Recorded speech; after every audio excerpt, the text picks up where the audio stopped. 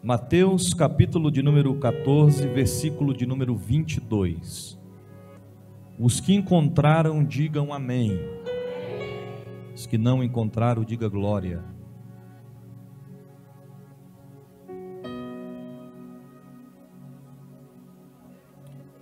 Versículo de número 22, diz assim o texto: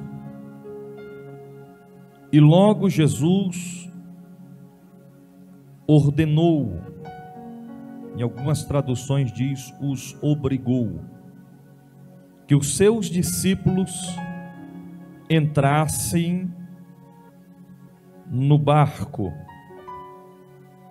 e fossem adiante para outra banda, enquanto despedia a multidão. E despedida a multidão, subiu ao monte para orar à parte, e chegada já a tarde, estava ali só.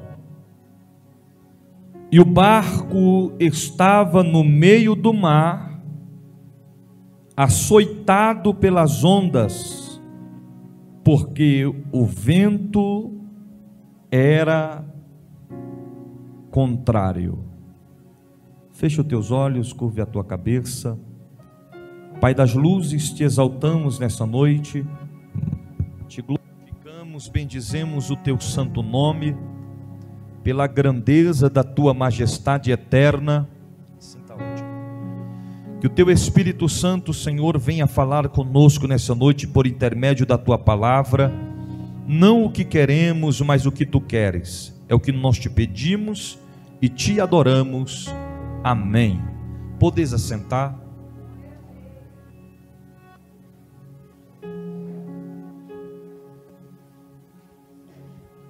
O texto que nós acabamos de frisar é uma das passagens bíblicas muito conhecidas da igreja. Falar a respeito do contexto é falar a respeito de um dos acontecimentos que marcaram a história dos discípulos de Jesus em terra.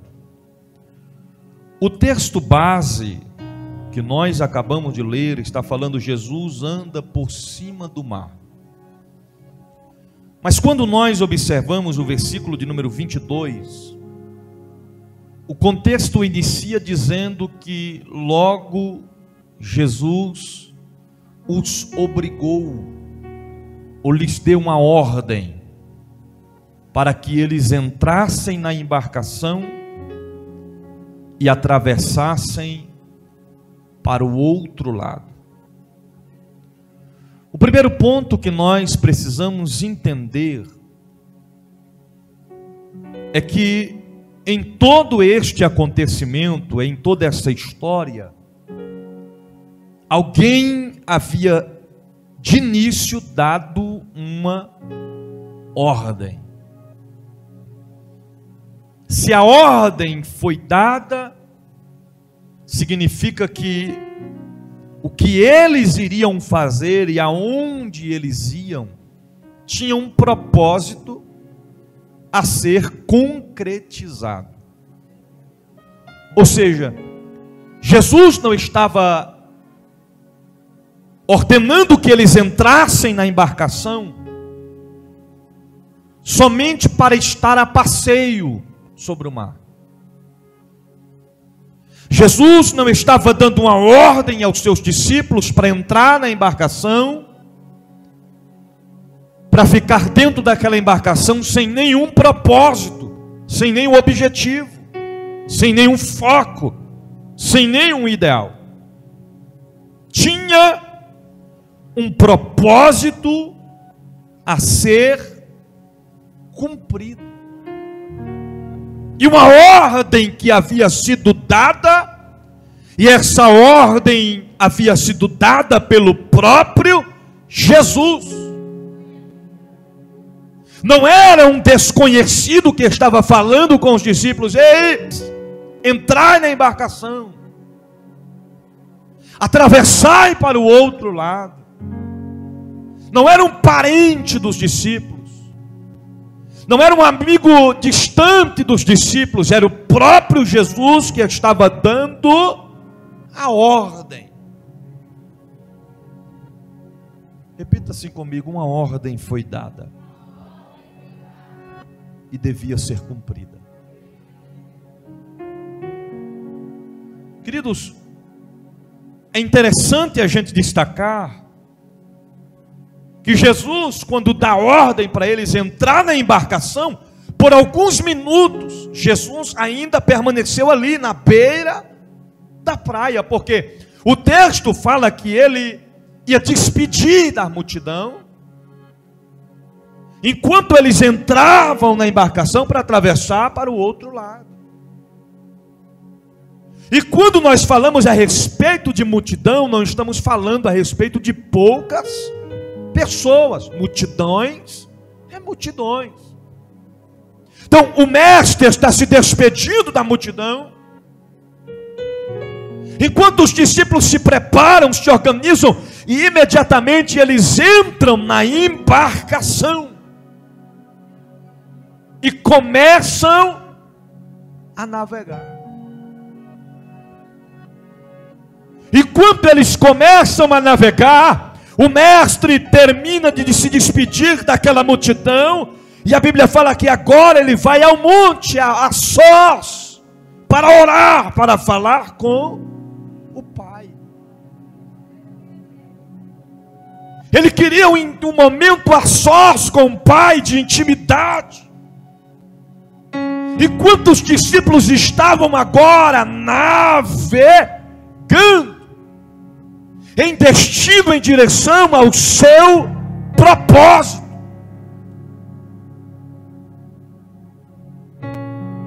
e quando nós nos deparamos com o versículo de número 24, a Bíblia fala assim: e o barco estava já no meio do mar. Era o mesmo que o narrador estivesse dizendo. Eles não estavam mais no início do caminho, eles estavam agora na metade do caminho, na metade do propósito. Ainda não havia chegado no propósito final.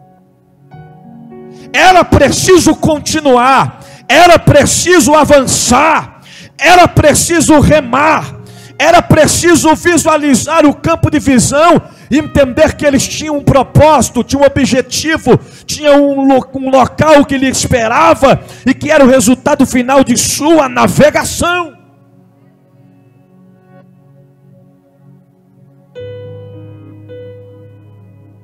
É verdade que eles estavam remando. É verdade que eles estavam remando. É verdade que eles estavam dentro da embarcação. É verdade que eles estavam obedecendo a voz de Deus. Mas é importante destacar que eles estavam remando, mas a embarcação não saía do lugar. Não era falta de remar, não era falta de forças, não era falta de vontade, não era falta de determinação. Eles estavam botando todas as suas forças, remando, mas a embarcação não saía do lugar.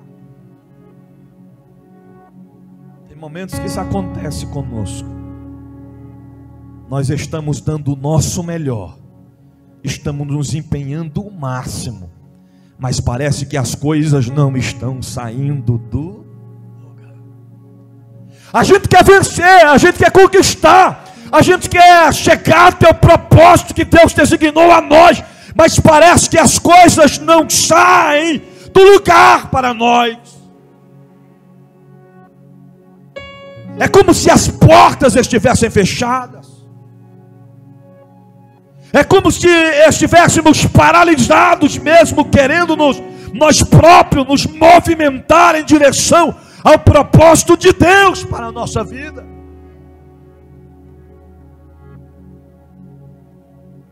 Em outras palavras, eles estavam fazendo tudo o que devia ser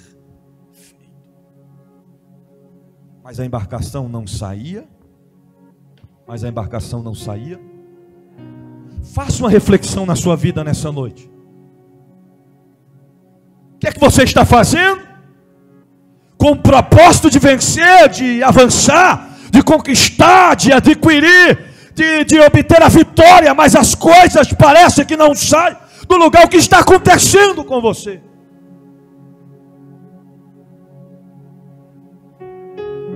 A Bíblia fala o motivo pelo qual a embarcação não saía do lugar. E qual era o motivo, bispo?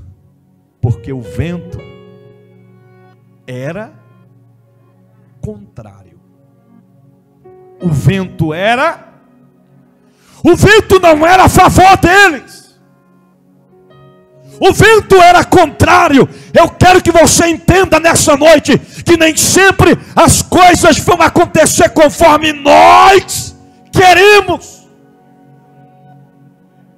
O resultado final nem sempre vai ser o esperado. O laudo nem sempre vai dar resultado que esperamos. A resposta da porta de emprego nem sempre vai ser o sim para nós. A vitória que tanto almejamos, que tanto clamamos, que tanto pedimos, que tanto buscamos, nem sempre vai ser sim para nós. Vai ter momentos, querido, que o vento não vai estar a favor. O vento vai soprar contrário. Quem estava controlando o vento aqui era Satanás? Quem levantou a tempestade foi Satanás? Foi o próprio Deus. Ele sabia que quando eles chegassem no meio do caminho, em alto mar, a tempestade viria sobre eles. E por que que Deus permitiu que a tempestade viesse sobre eles? Para provar a sua fé, para provar se realmente eles queriam servir a Deus na bonança ou na tempestade, enquanto estão em tempos de paz ou enquanto estão em tempos de guerra, quando as coisas estão certo e quando as coisas estão erradas, com vitória ou sem vitória, com milagres ou sem milagres, com porta aberta ou com porta fechada, com coração alegre, com coração entristecido. Deus estava querendo colocá-los à prova, para entender que tipo de discípulos eram aqueles que estavam prestes a segui-lo, se eles queriam estar junto com o mestre em todos os momentos de sua trajetória, sejam bons ou sejam momentos. Tem momentos que Deus vai fazer isso conosco também, porque servir a Deus é um desafio. Servir a Deus é uma batalha desenfreada diariamente, todos os dias da nossa vida. É o diabo dizendo: você não vai suportar, e Deus olhando e dizendo: eu garanto, porque Ele decidiu a quem Ele vai servir. É todos os dias o diabo preparando as armadilhas, dizendo: agora eu paro ele, agora eu paro ela, e Deus cortando os laços, abrindo os caminhos só para nós passar, querido.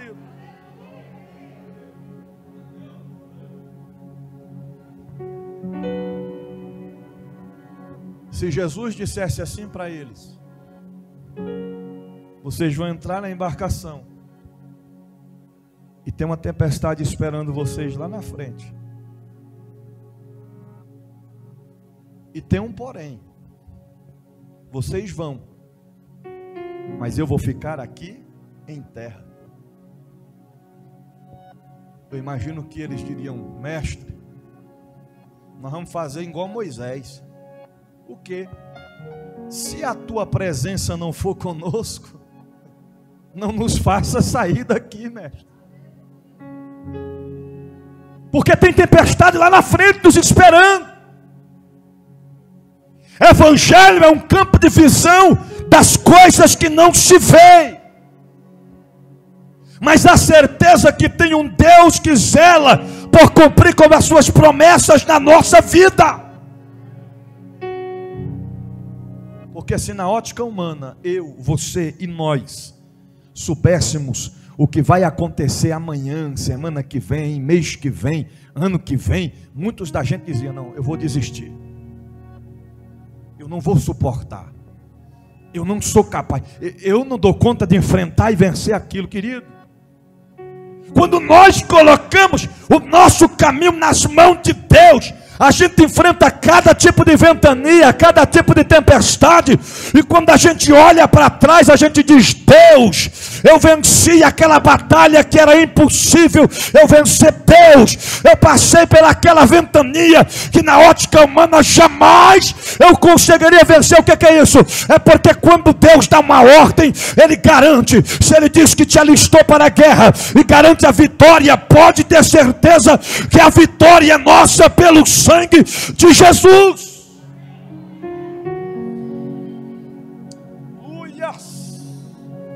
Nós vamos vencer as batalhas.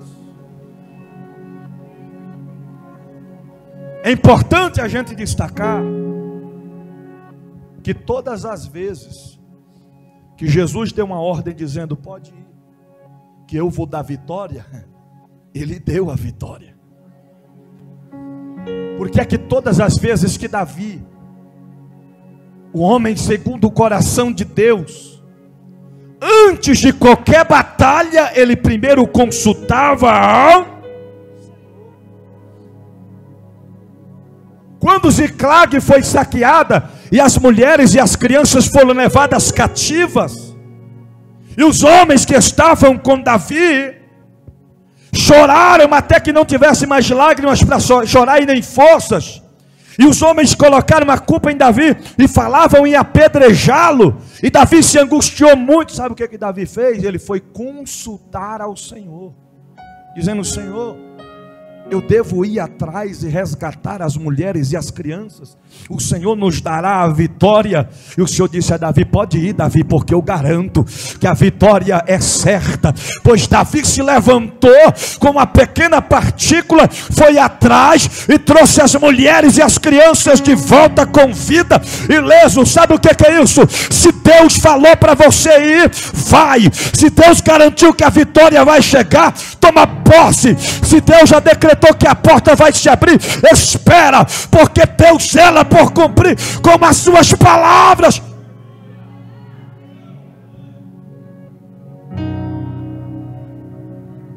A gente não podemos temer. O que se pode configurar em questão de temer? Ter dúvidas, as incertezas da vida. O cristão, ele não pode viver embasado em dúvidas do que ele quer. Ele tem que ter propósito, ele tem que ter objetivo, ele tem que ter ideais. Eu vou vencer e acabou. Eu vou conquistar porque Deus está comigo.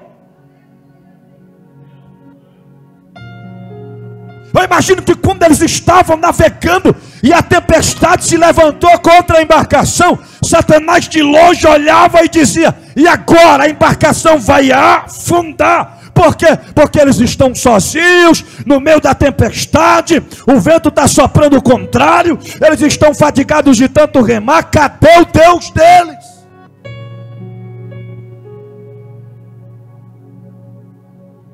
Porque o inimigo de nossas almas é especialista em frisar isso quando as coisas não dão certo para nós. Está enfermo porque aonde é que está teu Deus?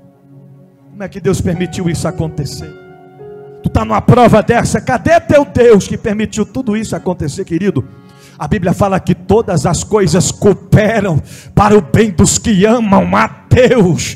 O poder de Deus se aperfeiçoa nas nossas fraquezas. As provações que nós enfrentamos, os desertos que nós atravessamos, o vale da morte que nós trilhamos, não é para a nossa derrota, não é para a nossa vergonha. E para que é, bispo? É para que o nome dele seja glorificado. pecado, depois desta prova tem vitória, depois deste levante tem vitória, depois deste deserto tem vitória, depois desta perseguição tem vitória, depois desta calúnia tem vitória, depois desta enfermidade tem vitória. Ei, o Deus da Bíblia marcou essa noite para te dizer: eu vou te antecipar, a tempestade não é para sempre.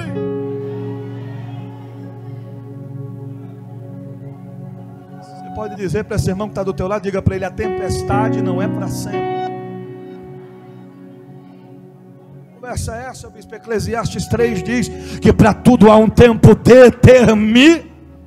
A tempestade se levantou, tem problema não. Se ela se levantou, o tempo dela calar-se, o tempo dela parar vai chegar.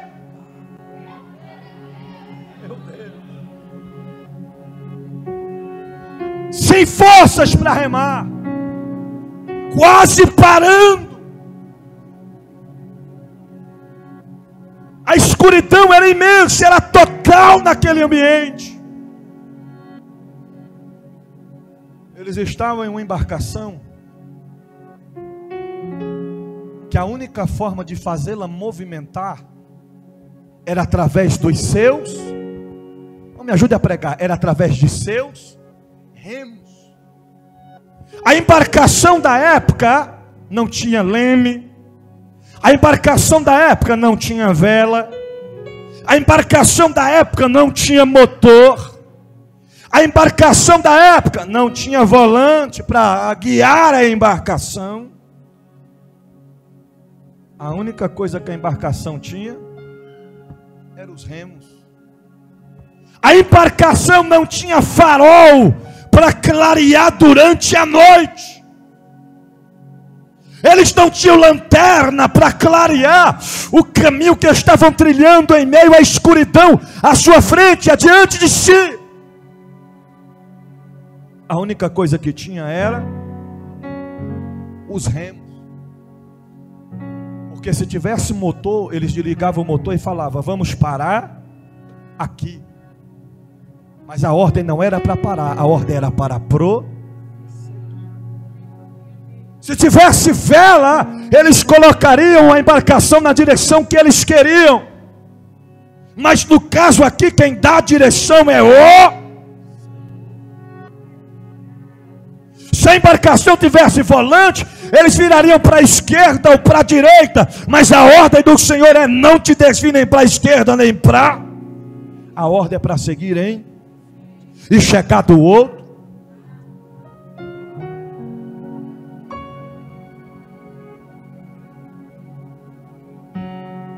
E como só tinha remos, eles tentavam avançar. Já que a gente não pode ir para a esquerda nem para a direita, nem voltar para trás, a gente pode ir avançar. Aí o Senhor levanta o vento, aí o Senhor levanta as ondas fortes. Era o mesmo que Deus estivesse dizendo: eu vou parar vocês bem no meio do caminho, bem no meio do mar, e eu vou soprar a tempestade, e o vento vai ser contrário, e ninguém vai poder tirar vocês dessa tempestade, só eu. Porque tem lutas que ninguém consegue nos ajudar, tem tempestades que se levantam que ninguém pode nos tirar dela. Por quê? Porque quando Deus nos coloca no meio de uma tempestade, é porque Ele quer provar a nossa fé. Ser fiel a Deus quando as coisas estão bem é fácil. Eu quero ver manter a fidelidade com Deus é quando tudo estiver dando errado, é quando as portas estiverem fechadas, é quando as situações dizem: não, eu quero ver manter a fidelidade com Deus.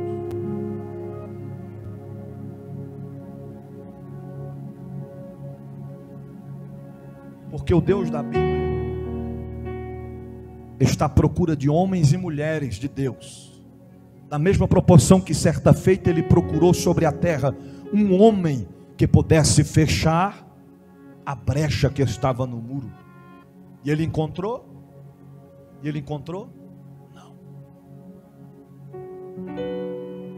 Que homem é esse que Deus procura?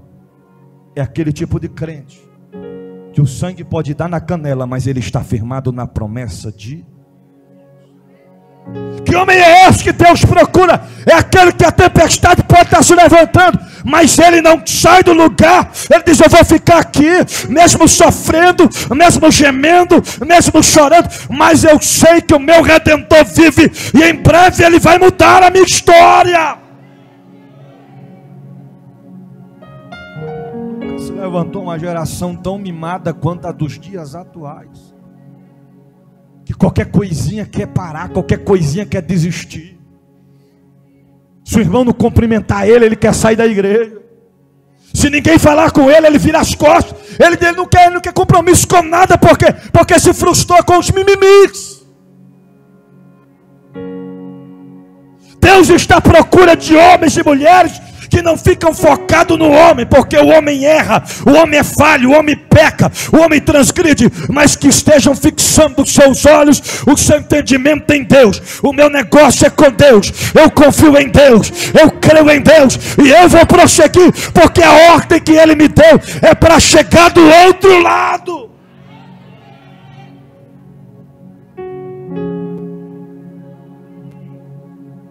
O vento era contrário, e a embarcação não saía do lugar.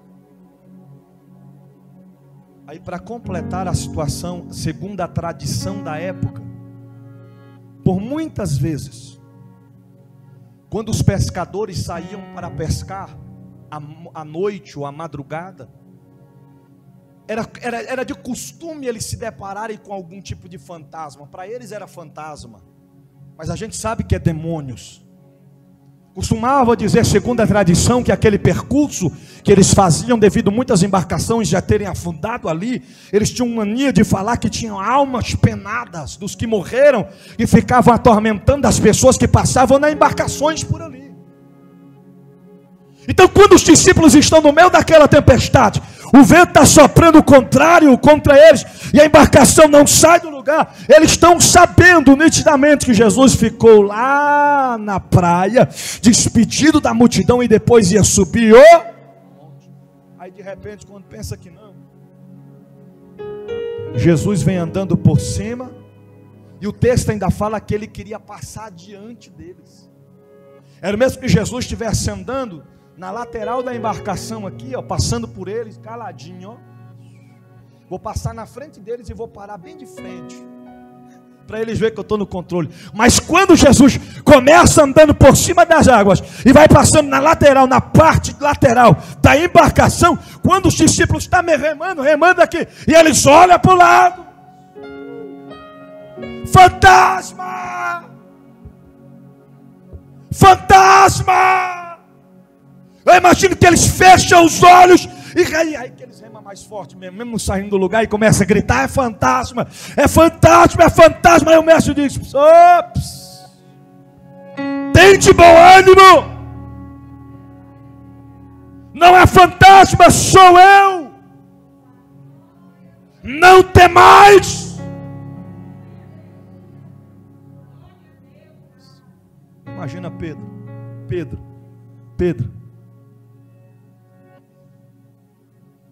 Ô mestre, se é tu mesmo, permita-me que eu vá andando para ter contigo por cima das. Aí o Senhor disse: então vem, Pedro. Aí Pedro coloca os pés para fora da embarcação, pisa em cima da água, ele coloca o outro pé para fora, e de início ele começa a andar em cima, porque até então ele estava tendo fé, confiança em Deus. Mas a Bíblia fala que daqui a pouquinho, ao andar em direção a Jesus, ele começa a afundar. Ô bispo, por que Pedro afundou? A resposta está no versículo 31. E logo Jesus estendeu a mão, segurou e disse-lhe: homem de pequena fé. Mas mesmo, a palavra de Deus diz que se a nossa fé for do tamanho de um grão de mostarda, ela pode até transportar montes. Por que é que um homem de pequena fé não conseguiu andar em cima das águas e Pedro não afundou por causa da sua pequena fé. Eu vou repetir.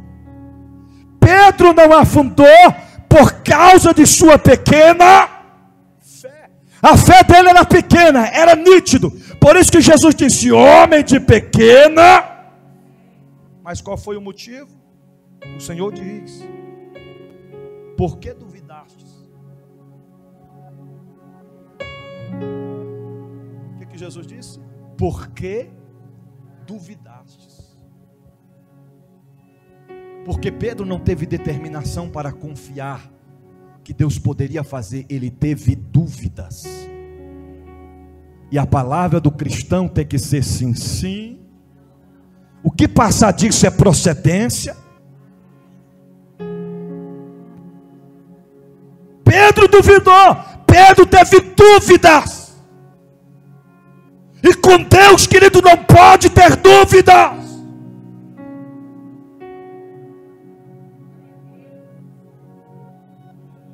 É por isso que o Deus da Bíblia sempre diz: escolham a quem vocês querem servir. Se quer servir a Baal, então servir a Baal. Mas se querem servir ao Deus vivo, deixai Baal e servis ao Deus vivo. Porque não podemos estar na dúvida. Nós temos que decidir a quem nós queremos servir. E se nós servimos a Ele, nós temos que acreditar em suas promessas.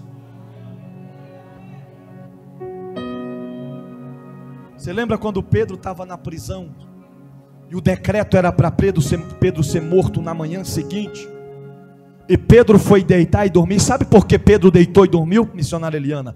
Porque Pedro se lembrou dentro da prisão que Deus havia feito uma promessa a ele, que quando ele tivesse velho, iriam levar ele para onde ele não queria.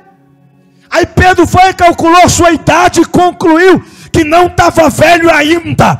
Ou seja, ele pensou e disse: quer saber de uma coisa? O decreto é para me matarem amanhã cedo, mas eu ainda estou um pré-ancião, não estou velho ainda. Eu vou dormir porque eu tenho promessa de Deus antes do dia amanhecer. Deus vai me livrar desta prisão.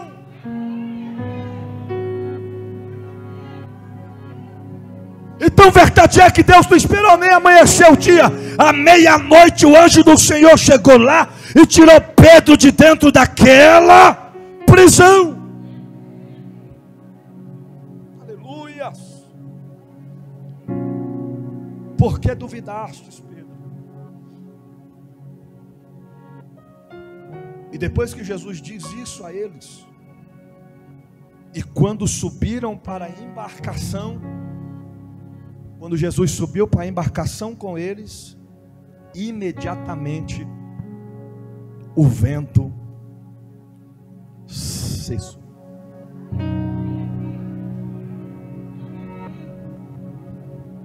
Eu quero deixar aqui duas observações a vocês. Estejando nós na embarcação da vida, se a ordem que Deus deu para nós é permanecer dentro da embarcação, ainda que Jesus não esteja dentro da embarcação, a embarcação não vai afundar. Mas bispo, mesmo ele não estando na embarcação? Sim. Por quê? Porque ele deu a ordem para permanecer dentro da embarcação. Se ele der a ordem, ele garante a vitória.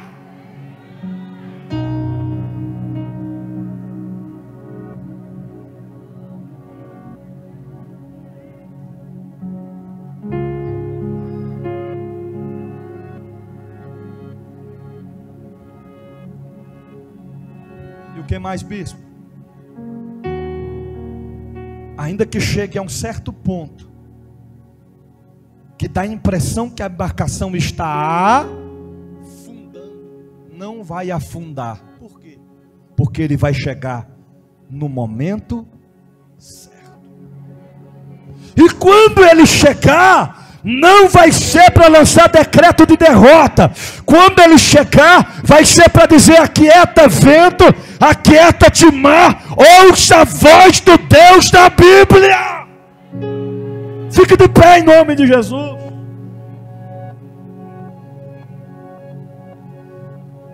A Bíblia fala que eles ficaram espantados, dizendo: quem é esse que até o vento e o mar lhe obedecem?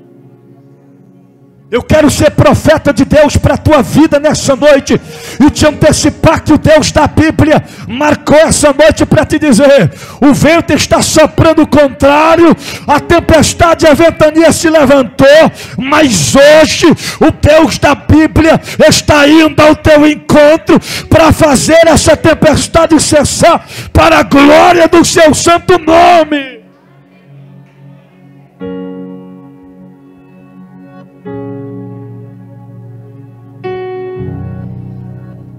Aqui para mim, é melhor estar remando sem forças, com a embarcação parada, mas dentro da embarcação, do que fora da embarcação. É melhor estar fraquinho, sem forças, quase parando, mas estar firmado em Deus, fora na presença dele.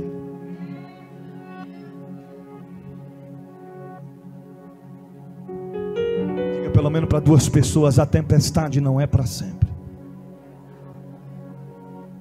Eu não sei o que você está passando, você que está em casa, eu não sei o que você está enfrentando, eu não sei qual é o tipo de tempestade que se levantou contra a tua vida, mas de uma coisa eu sei: a tempestade não é para sempre. Essa tempestade não é para sempre.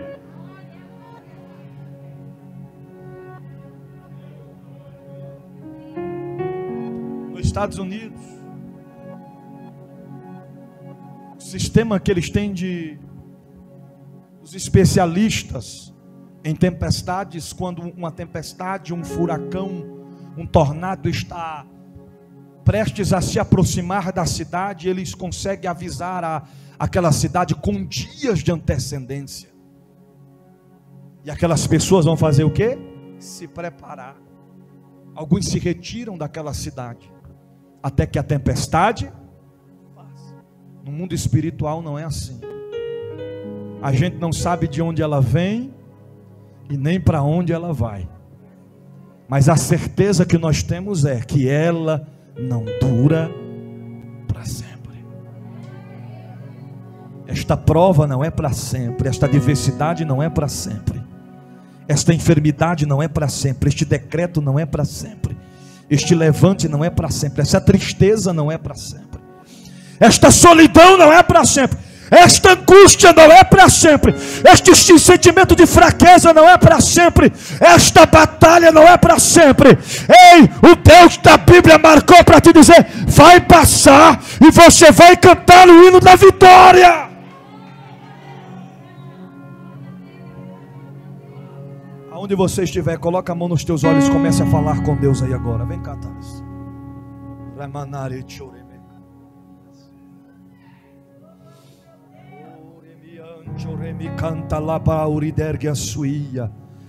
Fecha os teus olhos e comece a falar com Deus. É um momento único de você com Deus.